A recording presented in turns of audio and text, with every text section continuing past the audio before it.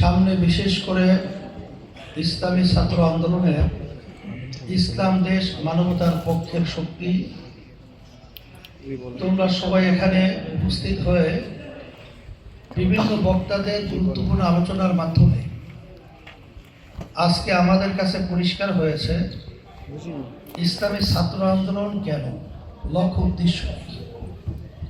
তবে সংক্ষেপ তোমাদের সামনে আমি যে আয়াত শরীফ তেলাওয়াত করেছি, আল্লাহ রাসূল সাল্লাল্লাহু আলাইহি ওয়াসাল্লামের অসংখ্য হাদিস থেকে হাদিস শরীফ তেলাওয়াত করেছি।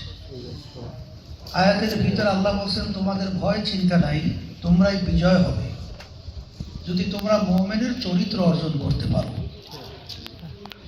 ইতিহাস আলোচনা পর্যালোচনা করলে আমরা দেখি কখনোই মুসলমান তাদের শক্তির বলে বা বিভিন্ন সরঞ্জামাদি যেটাকে বলা হয় এর মাধ্যমে তারা বিজয় অর্জন করছে, এরকম ইতিহাস ইসলামে দেখা যায় না।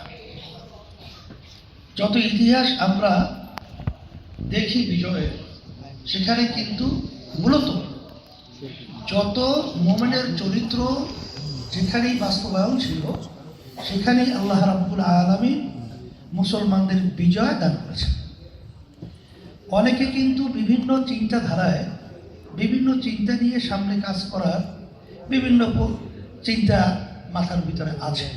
তবে আমি এতটুকু বলবো যে বাংলাদেশের ইতিহাস তোমরা যখন দেখবা যে বিভিন্ন কৌশলী, বিভিন্ন দক্ষতা সম্পন্ন, বিভিন্ন অনেক গুণের দিক থেকে চতুর্মুখী, কোনো অভাব নাই, কিন্তু এক পর্যায়ে দেখা গেছে যে তাদের কার্যক্রমটা এক পর্যায়ে কিন্তু একেবারে ব্যর্থ এবং একেবারে নিশ্চুপ হওয়ার মতো পরিবেশ তৈরি হয়েছে। সেই হিসাবে আমি ছাত্রদেরকে বলবো যে তোমরা এই চরিত্র অর্জন করো, দেখবা আল্লাহর ফজল করবে, আল্লাহ রাব্বুল আলামিন আমাদেরকে বিজয় দান করবে।